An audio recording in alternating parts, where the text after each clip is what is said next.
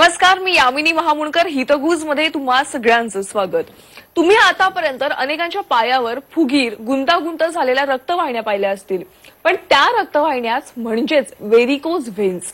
ह्या व्हेरिकोज व्हेन्सकडे दुर्लक्ष केल्यामुळे भविष्यात अनेक गंभीर परिणामांना तोंड द्यावं लागू शकतं. त्यामुळे त्यावर वेळीच उपचार करणं अत्यंत गरजेचं आहे. व्हेरिकोज व्हेन्सवर होमिओपॅथीमध्ये कोणकोणत्या उपचार पद्धती आहेत हे आज आपण जाणून घेणार आहोत आणि यावर मार्गदर्शन करण्यासाठी आपल्यासोबत आहेत डॉक्टर संतोष इनामदार. सर आपल्या स्टुडिओमध्ये आलेले आहे. डॉक्टर, आपलं मनापासून स्वागत आहे. नमस्कार. नमस्कार. डॉक्टर संतोष इनामदार हे गेल्या 10 वर्षांपासून नम्मा होमिओपॅथीमध्ये तज्ञ होमिओपॅथी कन्सल्टंट, व्हेरिकोज व्हेन्स स्पेशलिस्ट म्हणून कार्यरत आहेत. आज ते आपल्यासाठी क्रॉनिक आजारांपैकी एक महत्वाचा आजार म्हणजेच व्हेरिकोज व्हेन्स यावर मार्गदर्शन करणार आहेत. लोकांमध्ये होमिओपॅथीविषयी जागरूकता निर्माण करणं, त्यांना होमिओपॅथिक उपचारांकडे प्रोत्साहित करणं आणि होमिओपॅथिक कॅम्प, व्याख्यानं आयोजित करून क्रॉनिक आजारांनी त्रस्त असलेल्या रुग्णांना उपचार देणं हेच त्यांचं उद्दिष्ट आहे. डॉक्टर इनामदार यांनी नम्मा होमिओपॅथीच्या इम्युनोजेनिक मायास्मॅटिक 6th जनरेशन होमिओपॅथिक फॉर्म्युलेच्या माध्यमातून अनेक रुग्ण यशस्वीरित्या बरे केलेले आहेत. तर नम्मा होमिओपॅथी कशा पद्धतीने कार्य करत आहेत हे देखील आपण जाणून घेणार आहोत. सर, आजचा विषय अत्यंत महत्वाचा आहे, व्हेरिकोज व्हेन्स. आणि आपण पाहतोय की सध्या दिवसेंदिवस व्हेरिकोज व्हेन्सच्या रुग्णांमध्ये खूप वाढ बघायला मिळते. अनेकांच्या पायावर मागच्या बाजूने वगैरे व्हेरिकोज व्हेन्स बघायला मिळतात, पण त्याबाबत इतकी जनजागृती झालेली नाहीये. त्यामुळे लोकांना असं वाटतं की काही नाही, हे काही काळापुरतच आहे, नंतर ते बरं होऊन जाईल असं वाटतं. त्यामुळे अगदी सोप्या शब्दामध्ये तुम्ही सांगा की व्हेरिकोज व्हेन्स म्हणजे नेमकं काय? साधारणतः कसं असतं की व्हेरिकोज व्हेन्स हा आपला सर्क्युलेटरी डिसऑर्डर आहे, म्हणजे आपल्या रक्तवाहिनीला झालेला आजार आहे. जनरली काय असतं की आपल्या शरीरामध्ये 2 प्रकारच्या रक्तवाहिन्या असतात. एक असते शुद्ध रक्तवाहिनी आणि दुसरी असते अशुद्ध रक्तवाहिनी. शुद्ध रक्तवाहिनीचं काम काय असतं की हृदयापासून खाली पायांना रक्तपुरवठा करणं. अशुद्ध रक्तवाहिनीचं काम काय असतं की पायातलं रक्त हृदयाकडे घेऊन जाणं, तिथे प्युरिफाय करणं आणि परत बॉडीमध्ये मिक्स करणं. हा व्हेरिकोज व्हेन्स नावाचा जो आजार असतो हा आपल्या अशुद्ध रक्तवाहिनीला होतो. म्हणजे थोडक्यात काय होतं तर त्याच्यातले वॉल्स खराब होतात, त्याच्यामधल्या नसा वॉल्स खराब झाल्यामुळे नसांमध्ये जाडी वाढत जाते आणि वेन्स डायलेट होतात आणि तिथून आपल्याला व्हेरिकोज व्हेन्स सारखा आजार उद्भवतो. पण जनरली आपल्याला काय पाहायला मिळतं की ही व्हेरिकोज व्हेन्स सारखा आजार जनरली दुर्लक्षित केला जातो आणि त्याच्याकडे बऱ्यापैकी लक्ष न दिल्यामुळे, ओव्हरलुक केल्यामुळे त्याचे गंभीर परिणाम आपल्याला भोगावे लागतात. तुम्ही खूप चांगल्या पद्धतीने एक्सप्लेन केलं की व्हेरिकोज व्हेन्स म्हणजे नेमकं काय. खूप गंभीर आहे तसा आजार, फक्त आपण वेळीच उपचार केला तर त्यातून मुक्तता ही नक्कीच होऊ शकते. डॉक्टर, आपल्याला कसं ओळखायचं? काही सामान्य लक्षणं दिसतात का व्हेरिकोज व्हेन्सची? आणि ही लक्षणं समजून घेण्याआधी काही स्टेजेस देखील असतात का? आणि व्हेरिकोज व्हेन्स बद्दल सर अनेक गैरसमज आहे. जसं मी सुरुवातीलाच म्हटलं की हा आजार अनेकांना वाटते आपोआपच बरा होईल, हा देखील एक मोठा गैरसमज आहे. असे गैरसमज देखील आहेत, यावर तुम्ही काय सांगाल? अगदी तुम्ही विचारलेला प्रश्न अगदी करेक्ट आहे की जनरली काय होतं की व्हेरिकोज व्हेन्सला सिरियसली घेतलं जात नाही. स्टेजेस अनुसार त्याचे गैरसमज होत राहतात. ते मी तुम्हाला सांगतो. सुरुवातीला जेव्हा त्याचे साईन सिम्पटम्स दिसतात, तो पहिला सर्वात प्रथम साईन सिम्पटम्स असतात, त्याला म्हणतात स्पायडर व्हेन्स. स्पायडर व्हेन्स जनरली कुठे दिसतात? तुमच्या पायांवर किंवा मांड्यांवर किंवा आपल्या पिंढऱ्यांच्या मागच्या बाजूला स्त्रियांमध्ये जास्त प्रमाणात दिसतात. मग ह्याच्यामध्ये काही सिम्पटम्स नसतात. त्याच्यामध्ये जनरली काय होतं, त्याच्याकडे ओव्हरलुक केलं जातं. ओव्हरलुक म्हणजे काय होतं तर आपल्या शरीरावर किंवा मी खूप काम करते त्याच्यामुळे माझ्या पायावर शिरा दिसत असतील असं समजलं जातं. नंतर परत काय होतं की माझी स्किन खूप फेअर आहे, त्याच्यामुळे तिथे गैरसमज होऊन मग त्याच्याकडे दुर्लक्ष केलं जातं. मग असे स्पायडर व्हेन्स जेव्हा दुर्लक्ष केले जातात तेव्हा त्याची दुसरी स्टेज येते, म्हणजे त्याला म्हणतात डायलेटेड व्हेन्स. म्हणजे त्याच्यातलं रक्त वाढतं, त्याच्यामध्ये डायलेटेशन होतात आणि खूप मोठ्या मोठ्या शिरा दिसतात. मग एवढ्या मोठ्या शिरा दिसतात तरीही त्याच्यामध्ये गैरसमज असा होतो की त्याला पेन्स नसतात. त्याच्यामुळे आपल्याला त्या पेशंट्सला वाटतं की आपण झोपल्यानंतर ते नॉर्मल होतात आणि मग उठल्यानंतर परत दिसतात, मे बी मला काही त्रास नसेल म्हणून तिथेही त्या डायलेटेड स्टेजच्या वेनमध्ये सुद्धा आपण थोडंसं दुर्लक्ष करतो. पण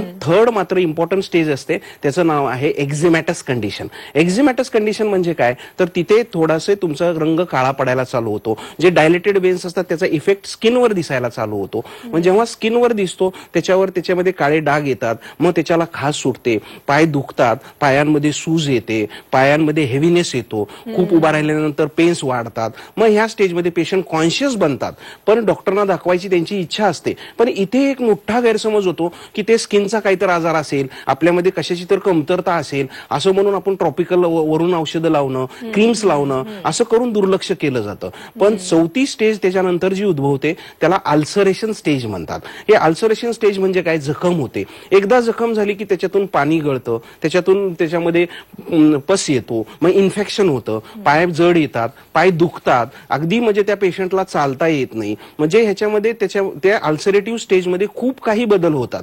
जनरली काय होतं, ह्या स्टेजमध्ये सुद्धा पेशंटला असं वाटतं की आपली ही जखम जी झालेली आहे ही जखम आहे, आपण त्याला ड्रेसिंग करून बरं करू शकतो. अगदी 3-3 महिने 6-6 महिने पेशंट ट्रीटमेंटने आणि ड्रेसिंग करत राहतात, पण ह्या ड्रेसिंगने ते बरे होत नाहीत. त्याच्यामुळे हे अल्सरेशन स्टेज आहे, हे व्हेरिकोज वेन्सशी रिलेटेड आहे, हे कळायला सुद्धा 6 महिने जातात. जसं मी आधी सांगितलं की पहिल्या स्पायडर वेन्स पासून ते नंतरच्या जी लास्टची स्टेज आहे अल्सरेशन स्टेज पर्यंत गैरसमज होत जातात आणि त्याच्यातून मग त्याला गंभीर परिणाम होण्याची शक्यता असते. बरोबर. डॉक्टर, तुम्ही आता ह्या 4 स्टेजेस सांगितले, त्या 4 स्टेजेसची लक्षणे देखील सांगितलीत. मला प्रेक्षकांना सांगायचं, प्रेक्षक हो, 4 स्टेजेस मधले जे पहिले स्टेज जे डॉक्टरांनी सांगितलेल्या त्या स्टेजची तुम्हाला लक्षण दिसली तर लगेचच डॉक्टरांशी संपर्क साधा आणि डॉक्टरांचा सल्ला घ्या. तसंच आजचा हा कार्यक्रम आपण लाईव्ह घेतोय. व्हेरिकोज वेन्स विषयी तुमच्या मनात जर काही प्रश्न असेल, तुम्ही थेट डॉक्टर संतोष इनामदार यांच्याशी बोलू शकता, त्यांना तुमचे प्रश्न विचारू शकता. सर, तुम्ही ही लक्षणं सांगितलीत, गैरसमज देखील सांगितलेत, पण सर व्हेरिकोज का होतं, नेमकं व्हेरिकोज वेन्सचा त्रास नेमका का होतो, त्याची काही कारणे आहेत का? जनरली काय असतात की भरपूर त्याच्यामध्ये कारण असतात. पहिलं महत्वाचं कारण असतं की त्याच्यामध्ये जी फॅमिली हिस्ट्री असते, म्हणजे प्रायमरी रिझन फॅमिली हिस्ट्री असते, त्याच्यामुळे कोणाच्या फॅमिलीमध्ये असतात आणि त्याच्यातून त्यांना येऊ शकतात.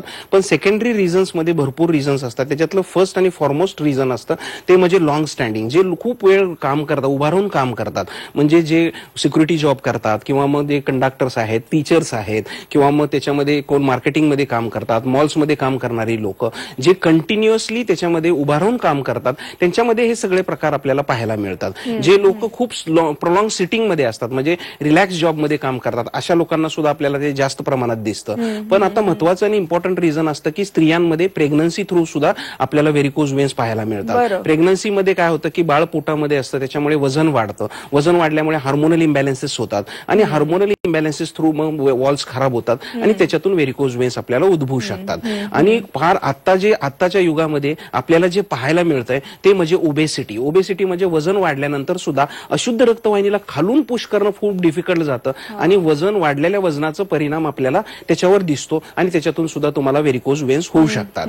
आजच्या युगामध्ये आपल्याला असंही पाहायला मिळतं की जे लोक तुमच्यामध्ये एक्स्ट्रा वेट लिफ्टिंग करतात, म्हणजे थोडक्यात जिमला जात आहेत पण खूप वजन उचलतायत किंवा मग त्याच्यामध्ये पायांना ताण पडतोय, त्यांना सुद्धा व्हेरिकोज वेन्स होऊ शकतात. घरगुती कामांमध्ये सुद्धा स्त्रिया जेव्हा घरातलं काम करत असतात त्यावेळेस तुम्ही कुठला तरी एक हंडा उचलणं, घरातली कामं करणं, हे नॉर्मल ऍक्टिव्हिटीज असतात, त्याच्यामध्ये सुद्धा तुमच्या पायांना ताण पडतो आणि त्याच्यातून सुद्धा व्हेरिकोज वेन्स होऊ शकतात. बरं. तुम्ही एक मुद्दा सांगितला की प्रेग्नन्सी नंतर देखील महिलांमध्ये हा आपल्याला प्रभाव पाहायला मिळतो. या मुद्द्याकडे मी येणार, पण त्यापूर्वी आपल्याला एक कॉल आलेला आहे प्रेक्षकांमधून. अजय यांचा कॉल आलेला आहे. अजय, तुमचा प्रश्न काय आहे? माझा आवाज येतोय का तुम्हाला अजय? बरं, काही तांत्रिक अडचणीमुळे त्यांचा कॉल कट झालेला. आपण त्यांच्याशी पुन्हा संपर्क साधण्याचा प्रयत्न करूया, पण त्यापूर्वी मुद्दा परत एकदा घेऊया प्रेग्नन्सीचा, की प्रेग्नन्सी नंतर खूप प्रमाण दिसतं, तर ते नम्मा होमिओपॅथीच्या ट्रीटमेंटने बरं होऊ शकतं का? आणि सगळ्यात महत्वाचा प्रश्न, जसं की तुम्ही आता कारणं काही सांगितलीत की व्हेरिकोज व्हेन्स होण्याची अनेक कारणं आहेत, तसं तुमच्या अनुभवावरून तुम्ही पुरुषांमध्ये आणि महिलांमध्ये व्हेरिकोज व्हेन्सच्या प्रमाणात काही फरक पाहिलात का? जनरली आम्ही पाहिलेलं आहे की जेव्हा आम्ही प्रॅक्टिस करतो तेव्हा प्रॅक्टिसमध्ये 10-15 वर्षामध्ये तेव्हा नम्मा होमिओपॅथीच्या ट्रीटमेंट्समध्ये आम्हाला असं दिसून आलं की स्त्रियांमध्ये व्हेरिकोज व्हेन्सचं प्रमाण जास्त आहे. ते स्त्रियांमध्ये ओव्हरलुक करायचं किंवा गैरसमज करायचे सुद्धा प्रमाण जास्त आहे. जनरली आपल्याला काय पाहायला मिळतं की जेव्हा प्रेग्नन्सी होते त्यावेळी स्त्रियांचा समज असतो की मला ते व्हेरिकोज वेन्स दिसत होते, पण आम्हाला असा सल्ला किंवा माझं असं नॉलेज होतं की प्रेग्नन्सी नंतर ते कमी होतील, पण नंतर ते कमी होत नाहीत आणि ते वाढतच जातात. म्हणजे थोडक्यात असं आहे की स्त्रियांना प्रेग्नन्सी थ्रू झालेले व्हेरिकोज वेन्स आहेत, त्याचं मेन रिझन असतं हार्मोनल इम्बॅलन्सेस. म्हणजे हार्मोन इम्बॅलन्सेस होतात आणि त्याच्यातून रोगप्रतिकार शक्ती आपली कमी होते आणि त्याच्यातून वॉल्स कमी वॉलची ताकद कमी झाल्यामुळे तुम्हाला व्हेरिकोज वेन्स होत असतात. ह्याच्याबरोबरच दुसरं रिझन असतं की स्त्रियांमध्ये वजन वाढत जातं, म्हणजे पोस्ट प्रेग्नन्सी नंतर वजनही वाढत जातं आणि त्याच्यानंतर सुद्धा तुम्हाला व्हेरिकोज वेन्स होण्याचे प्रमाण वाढतं. जनरली काय आहे की स्त्रियांमध्ये व्हेरिकोज वेन्स होण्याचं प्रमाण आम्हाला आमच्या प्रॅक्टिसमध्ये जनरली जरा जास्त प्रमाणात दिसतात. नक्कीच. डॉक्टर, मुंबईवरून प्राची पाटील यांचा कॉल आलेला आहे. प्राची, तुमचा प्रश्न काय आहे? नमस्कार डॉक्टर, मी प्राची पाटील बोलते ठाण्यावरून. माझं आता हे सिझेरियन सेक्शन झालं होतं. मला एक मूल आहे, पण मग माझ्या पायावर त्याच्यानंतरून खूप शिरा वगैरे दिसायला लागल्यात आणि सुजतो पण आहे घोट्याजवळ माझा पाय. तर याच्यासाठी काही उपचार आहे का हेच व्हेरिकोज वेन्सचे लक्षण असू शकतात? जनरली आता जो त्यांनी प्रश्न विचारला तो आता मी जसं सांगितलं तसं की हा प्रश्न त्यांच्या प्रेग्नन्सीशी रिलेटेड आहे. ते आता प्रेग्नन्सी नंतर जसं तुमचं सिझेरियन झालं त्याच्यामुळे तुमचे हार्मोन्स प्रेग्नन्सी थ्रू इम्बॅलन्सेस झालेले असतात आणि त्याच्यातून तुम्हाला हे व्हेरिकोज वेन्सच आहेत. याला वेळी ट्रीटमेंट घेणं खूप गरजेचं आहे, कारण पोस्ट प्रेग्नन्सी ते आपोआप बरे होतील ह्या गैरसमजमध्ये न राहता नमा होमिओपॅथीची ट्रीटमेंट घेऊन तुम्ही ते बरे केले पाहिजेत, हे महत्वाचं आहे. नक्कीच. आणि असं आणखीन एक कॉल येतो आपल्याला नांदेडवरून काशीनाथ यांचा. काशीनाथ, तुमचा प्रश्न काय आहे? मॅडम माझा प्रश्न आहे मॅडम, तळपाय आणि तळहात खासतात माझे आणि साईडनं जे दोन्ही गुडघ्याच्या खाली सर, तुम्ही प्रश्न विचारा. टीव्हीचा आवाज तुमच्या थोडा मागून कमी केलात ना तर आम्हाला तुमचा प्रश्न ऐकू येईल सर. हो ठीक आहे मॅडम. हॅलो,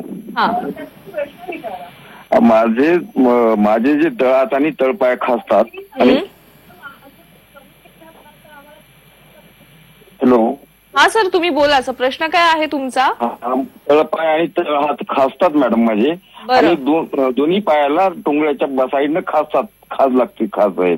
बरं. आणि टोंगळ्याच्याच खाली आहे मॅडम. हा, त्यांना काही लक्षणं दिसतात तर त्यांना आणि तुम्ही जे जसं आता प्रश्न विचारला की तळपाय खासतायत किंवा पायाच्या गुडघ्यांच्या खाली खाज येते, हे तुम्हाला मी जसं सांगितलं की तसं हा एक्झिमॅटस कंडिशन आहे. तुमच्या पायांमधून जरी वरच्या बाजूला शिरा दिसत नसतील तर तुमच्या सुपरफिशियल वेन्सने डीप वेन्समध्ये ब्लॉकेज चालू झालेले आहेत. त्याच्यामुळे तुम्हाला डीप वेन्सचे तुम्हाला व्हेरिकोज वेन्स झालेले आहेत. त्याच्यामुळे तुमच्या पायांवर खाज येते आणि एक्झिमॅटस स्टेज निर्माण व्हायला लागली. त्याच्यातून खाज येऊन तुम्ही पुढची ट्रीटमेंट घेणं गरजेचे असते. आता ही थर्ड स्टेज आहे. याच्या आधीच तुम्ही ट्रीटमेंट घेणं आणि त्याच्यातून बरे होणं इम्पॉर्टंट आहे. त्याच्यासाठी तुम्ही नमा होमिओपॅथीच्या कुठल्याही शाखेला संपर्क साधू शकता. नक्कीच. पुण्यावरून गुडगावकर यांचा देखील प्रश्न आलेला आहे, त्यांना आपण फोनवर लाईनवर घेऊया. सर, तुमचा प्रश्न काय आहे? माझं ते अँकलला सूज येते आणि त्यामुळे काळा झालाय पाय थोडा. बरं. आणि पाय वर करून झोपलं की सूज जाते. सर, आता तुम्ही जसं सांगितलं की बाबा अँकलच्या जागेला सूज येते किंवा तिथे काळं पडलंय, तर याचा अर्थ काय आहे की तुम्हाला व्हेरिकोज वेन्स आहेत आणि व्हेरिकोज वेन्सची ही थर्ड स्टेज म्हणजे तुमच्या पायावर काळे डाग पडायला चालू झालेत. म्हणजे थोडक्यात तुमचे वेन्स वर ब्लॉक झालेत म्हणून तुम्हाला खाली तसं दिसतं आहे. तर ह्याच्यामध्ये पाय वर केल्यानंतर किंवा झोपून उठल्यानंतर तुम्हाला त्याच्यामध्ये नॉर्मल पोझिशन दिसते, पण जेव्हा तुम्ही वर्किंगला चालू करता त्यावेळेस तुम्हाला त्या वर्किंगमध्ये परत तुम्हाला ती स्टेज येते. म्हणजे थोडक्यात ही स्टेज ती थर्ड स्टेज आहे, ज्याच्यामध्ये तुम्हाला प्री अल्सरेटिव्ह स्टेज म्हणतो आपण. हेच काळसरपणा तुम्हाला परत पुढे जाऊन अल्सर देऊ शकतो. ह्याला वेळीत थांबवणं गरजेचं आहे. त्याच्यासाठी तुम्ही नमा होमिओपॅथीची immunogenic miasmatic 6th generation homeopathic treatment घेऊ शकता आणि याच्यातून तुम्ही तुमचे व्हेरिकोज वेन्स आणि हे काळसरपणा पूर्णपणे बरे करू शकता. नक्कीच. सर, तुम्ही आता जो उल्लेख केलात की immunogenic miasmatic 6th generation homeopathic formula काय आहे हे जाणून घेणार, पण त्याआधी आणखीन एक आपल्याला कॉल येतोय मुंबईहून राहुल यांचा. राहुल, तुमचा प्रश्न काय आहे? मॅडम नमस्कार. ऍक्च्युली सेम प्रॉब्लेम मला माझ्या पायांना मागच्या 3 वर्षापासून जाणवतोय. त्याच्यात सरांशी विचारायचं होतं. एक वेळेस माझं लेझर ऑपरेशन पण झालंय, तरी पण तो तसंच आहे माझ्याकडे सेम. ओके. आता तुम्ही जो प्रश्न विचारला हा प्रश्न बऱ्याच जणांना पडतो की बाबा ऑपरेशन केल्यानंतर सुद्धा मला व्हेरिकोज वेन्स आहेत. तर मी आवर्जून सांगू इच्छितो की ऑपरेशन करणं हा तुमच्यामध्ये एखादी वेन्स बिघडली असली तर त्रास तो कमी होऊ शकतो, पण मात्र त्याच्यामध्ये हे टेम्पररी सोल्युशन आहे. बिना ऑपरेशनचं तुमची वेनस सिस्टीम सगळी चांगली करण्याचं काम फक्त नमा होमिओपॅथीमध्ये होतं. आता तुम्हाला त्याचे रिझल्ट का आले नाही तर तुमच्यामध्ये जे व्हेरिकोज वेन्स होते तो आजाराची स्थिती तशीच राहिली, पण मात्र त्याचे इफेक्ट जे होते ते कमी झाले. म्हणजे व्हेरिकोज वेन्स हा फक्त एका शिराला न झालेला आजार आहे, तो पूर्ण वेनस सिस्टीमला, आपल्या पूर्ण अशुद्ध रक्तवाहिनीला झालेला आजार आहे. त्याच्यामुळे तो बरं करण्यासाठी तुम्हाला नमा होमिओपॅथीची जी ऍडव्हान्स होमिओपॅथी आहे, ज्याचं नाव आहे immunogenic miasmatic 6th generation homeopathic treatment तुम्ही घेतली तर डेफिनेटली तुम्हाला परत सर्जरीला जायची गरज लागणार नाही आणि तुम्ही ते विदाऊट सर्जरी तुम्ही पूर्णपणे बरे होऊ शकता. सर, आता सध्याच्या घडीला आपल्या प्रेक्षकांना हाच प्रश्न पडला असेल की तुम्ही जो फॉर्म्युलाचा वारंवार उच्चार करताय ती नेमकी ट्रीटमेंट काय आहे, जी नम्मा होमिओपॅथीचा well research immunogenic miasmatic 6th generation homeopathic formula आहे, याविषयी सांगा. काय आहे हे नेमकं? नमा होमिओपॅथीने एक अनोखा फॉर्म्युला म्हणजे थोडक्यात काय केलं, इम्युनोजेनिक मायाझमॅटिक 6th जनरेशन हा फॉर्म्युला तयार केलेला आहे, जो वेल रिसर्च आहे, वेल टेस्टेड आहे. आणि अशा माझ्या अंडरमध्ये म्हणजे मी जेवढे पेशंट्स पाहिलेत, कितीतरी पेशंट्स व्हेरिकोज वेन्सचे माझ्याकडून बरे झालेत. नमा होमिओपॅथीच्या ह्या स्पेशल फॉर्म्युल्याने कितीतरी लोकांचं ऑपरेशन्स कमी झालेत. ज्या लोकांमध्ये फिअर होतं, ऑपरेशन म्हणलं की पहिल्यांदा व्यक्ती घाबरतात आणि त्यांना असं वाटतं की आपलं ऑपरेशन म्हणल्यानंतर थोडंसं ते नको आहे, पण असे पेशंट्स आमच्याकडे आल्यानंतर सुद्धा हॅपी स्टेटमध्ये जातात. आता युजली काय असतं की इम्युनोजेनिक म्हणजे काय असतं, तर इम्युनोजेनिकचा हा म्हणजे काय की आम्ही प्रत्येक पेशंटची इम्युन सिस्टीम चांगली करतो. इम्युन सिस्टीम चांगली करणं म्हणजे काय की त्याची रोगप्रतिकारक शक्ती चांगली करणं, म्हणजे थोडक्यात काय की प्रत्येकाच्या आजार स्थितीला लढण्यासाठी त्याची एक देवाने दिलेली एक इनहेरंट इम्युनिटी असते. ते सेल्स आम्ही चांगले करतो, त्या सेल्सवर आधारित असणारी औषध प्रणाली आम्ही तयार केली, म्हणून त्याचं नाव आहे इम्युनोजेनिक. मायाझमॅटिक म्हणजे काय असतं, तर प्रत्येक आजाराच्या कारणास्तव त्याला एक रूट कॉज असतो. रूट कॉज म्हणजे काय, तर कारण काय आहे. तसं होमिओपॅथीमध्ये सोरा, सायकोसिस, सिफिलिस असं एक मेजर त्याच्यामध्ये विश्लेषण असतं, त्या पद्धतीने आम्ही पाहतो. त्याच्यानंतर 6th जनरेशन म्हणजे काय असतं, तर हे जे आजचं युग दिसतंय तुम्हाला, हे सगळं 6th जनरेशन युग आहे. या युगात काय आहेत की जे आजार 80 मध्ये व्हायला हवेत ते आता 40 मध्ये येत आहेत, जे 40 मध्ये होते ते आता 20s मध्ये दिसत आहेत. म्हणजे थोडक्यात काय दिसतंय, तर आपल्याला ह्या लाईफस्टाईलमुळे हे नाना प्रकारचे विषाणू येत आहेत आणि मग ह्या अशा लाईफस्टाईलचा, ह्या विषाणूंचा अभ्यास करून, प्रॉपर संशोधन करून, रिसर्च करून हा तयार केलेला फॉर्म्युला आहे, ज्याचं नाव आहे immunogenic miasmatic 6th generation homeopathic treatment. या ट्रीटमेंटद्वारे आम्ही व्हेरिकोज वेन्सची सर्जरी तर अवॉइड करू शकतो, पण मात्र पेशंटला एक आनंदी आणि हॅपी लाईफस्टाईल सुद्धा देऊ शकतो. नक्कीच. सर, व्हेरिकोज वेन्स आणि शस्त्रक्रिया म्हणजेच ऑपरेशन्स हे एक जुळतं मिळतं असं समीकरण तयार झालंय. तर डॉक्टर, शस्त्रक्रियेबद्दल ऐकल्यावर सगळेच जण घाबरून जातात, पण नम्मा होमिओपॅथी ऑपरेशन मध्ये न करता, हे ऑपरेशन न करता व्हेरिकोज वेन्सवर उपचार होऊ शकतात का? अगदी थोडक्यात सांगा. अगदी जनरली काय आहे की नमा होमिओपॅथीमध्ये विदाऊट ऑपरेशन, विदाऊट सर्जरी सुद्धा आपण व्हेरिकोज वेन्स बरे करू शकतो. जनरली काय पाहायला मिळतं की जेव्हा एखाद्या व्यक्तीला ऑपरेशन सांगितलं तर त्याला चिरफाड नको असते, पहिल्यांदा व्यक्ती घाबरतो. मग त्याच्यामध्ये अशा वेळेस काय होतं की त्याला ऑपरेशनची स्टेज एकदम अचानकपणे दिसल्यामुळे त्याच्या मागचं कारण असतं की त्यांनी पहिली, दुसरी, तिसरी अशा जे स्टेजेस असतात, जसं मी आधी सांगितलं, त्याच्याकडे दुर्लक्ष केल्यामुळे ऑपरेशन स्टेज आलेली असते. मग ऑपरेशन स्टेज नको असेल तरी सुद्धा नमा होमिओपॅथीची जी आमची immunogenic miasmatic 6th generation treatment आहे, ह्याने आपले व्हेरिकोज वेन्स बरे होऊ शकतात. आता जनरली व्हेरिकोज वेन्सचा हा जो आमचा स्पेशल फॉर्म्युला आहे, हे ऑपरेशन न करता कसा काम करतो, तर आपले जे वॉल्स असतात, म्हणजे जे झडपा आहेत, त्याच्यातली इफिकेसी अँड स्ट्रेंथ म्हणजे त्याच्यातली ताकद वाढवणं, ब्लड पुश करणं, तुमची जी वेन्सची इलॅस्टिसिटी हरवली ती इलॅस्टिसिटी परत मेंटेन करणं, म्हणजे थोडक्यात काय तर आपलं सर्क्युलेशन नॉर्मल करणं, आपली पूर्ण वेनस सिस्टीम नॉर्मल करायचं, जे नमा होमिओपॅथीच्या ट्रीटमेंटने होऊ शकते आणि त्याच्यातून तुम्ही व्हेरिकोज वेन्स फ्री बनू शकता. बरं सर, सगळ्यात महत्वाचा प्रश्न की आता अनेक रुग्ण असे आहेत जे व्हेरिकोज वेन्सने त्रस्त झालेले आहेत, अशा रुग्णांनी कशा पद्धतीने काळजी घ्यायची आणि व्हेरिकोज वेन्स होऊ नये यासाठी कशा पद्धतीने काळजी घ्यायची, अगदी थोडक्यात सांगा. तर जनरली काय होतं की व्हेरिकोज वेन्स झाल्यानंतर किंवा व्हेरिकोज वेन्स न होण्यासाठी काही पथ्य म्हणजे थोडक्यात काही प्रिकॉशन्स घ्यायला हवेत. आपण जनरली वॉकिंग, स्विमिंग, सायकलिंग तिन्हीपैकी कुठलीही एक एक्सरसाइज करू शकता, पण जनरली वॉकिंग इझी असतं, त्यामुळे सर्वांनी केलं तर ते बरं पडतं. पण आता ह्याच्यामध्ये दुसरा प्रकार असा असतो की किती वॉकिंग करायला पाहिजे जेणेकरून आपल्या बॉडीतलं सर्क्युलेशन नॉर्मल राहील. पण युजली काय होतं की 2 मैत्रिणी किंवा 2 मित्र युजली ते 1-2 राऊंड चालतात. मग त्याच्यामध्ये कसं असतं की त्याचं कॉन्स्टिट्यूशन वेगळं आहे, आपलं कॉन्स्टिट्यूशन वेगळं आहे. आपल्याला जे सोचतं ज्याच्यामध्ये आपल्याला बेटरमेंट वाटते तेवढंच चाललं पाहिजे, म्हणजे जेणेकरून आपलं बॉडीचं सर्क्युलेशन चांगलं राहिलं बरोबर. पाहिजे. त्याच्याबरोबर काही गोष्टी अशा असतात की बाबा काही लोकांमध्ये बूट, चप्पल, सॅन्डल्स जे असतात त्याला इनबिल्ट हाईट नसली पाहिजे. म्हणजे थोडक्यात काही तर त्याची टाच नसली पाहिजे. टाच असेल तर मग तुम्हाला व्हेरिकोज वेन्स होण्याचे चान्सेस जास्त असतात. मग हाय हिल्स घालणं किंवा मग बूटच्या टाचचं प्रमाण जास्त असणं, मग त्याच्यामध्ये तुम्हाला व्हेरिकोज वेन्सचे चान्सेस जास्त असतात. त्याच्यानंतर काही केसेसमध्ये आपल्याला असंही दिसून आलंय, tight clothing round your heap, म्हणजे कमरेभोवती खूप टाईट बांधायची काही लोकांना सवय असते. बेल्ट खूप टाईट बांधणं, अंडरगार्मेंट्स खूप टाईट ठेवणं. मग अशा वेळेस जर तुम्ही ते कमरेला खूप टाईट बांधलं तर खालून ब्लड पुश होत नाही, आणि ब्लड पुश नाही झालं तर तुम्हाला व्हेरिकोज वेन्स होण्याचे चान्सेस असतात. जनरली आपण खाण्यामध्ये सुद्धा बीटरूट ज्यूस घेतला, बीटरूट ज्यूस बरोबर होमिओपॅथिक मेडिसिन्स घेतले तर तुमचे जे झडपा असतात, वॉल्स असतात, त्याच्यामधली ताकद वाढू शकते आणि तुम्ही परत तिथलं ब्लड सर्क्युलेशन नॉर्मल करू शकता. असे छोटे छोटे प्रिकॉशन्स आहेत जे आपण घ्यायला हवेत. पाय वर ठेवणं, आता युजली पाय वर ठेवण्यामध्ये सुद्धा काही पेशंट्सला असं वाटतं की मी उशीवर पाय ठेवून झोपतो, पण युजली असं न करता तुम्ही 45 डिग्रीने पाय फक्त वर ठेवले पाहिजेत. सकाळी 10 मिनिटांनी, संध्याकाळी 10 मिनिटं ठेवले पाहिजेत. म्हणजे युजली पेशंटला नॉलेज नसल्यामुळे या छोट्या छोट्या गोष्टी एक्झॅजरेट केल्या जातात आणि त्याच्यातून मग दुसरेच परिणाम होतात. तर हे छोट्या छोट्या गोष्टी तुम्ही जर फॉलो केल्या, प्रिकॉशन्स प्रॉपरली घेतले तर डेफिनेटली आपल्याला व्हेरिकोज वेन्स पासून फ्री होऊ शकता.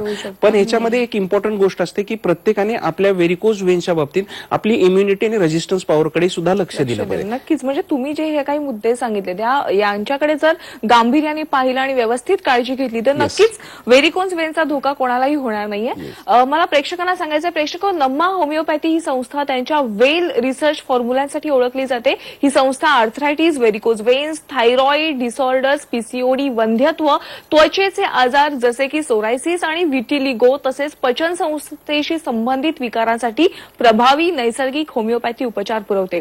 सध्या नम्मा होमिओपॅथी महाराष्ट्र आणि कर्नाटकमध्ये 21हून अधिक शाखांसह कार्यरत आहे.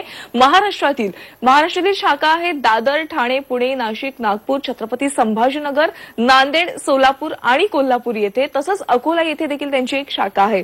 सर, आज तुम्ही झी24 तास मध्ये आलात आणि व्हेरिकोज वेन्स या विषयावर योग्य मार्गदर्शन केलं, त्याबद्दल आपले मनापासून आभार आहेत. धन्यवाद. धन्यवाद. हितगुजमध्ये वेळ झाली, आज इथेच थांबण्याची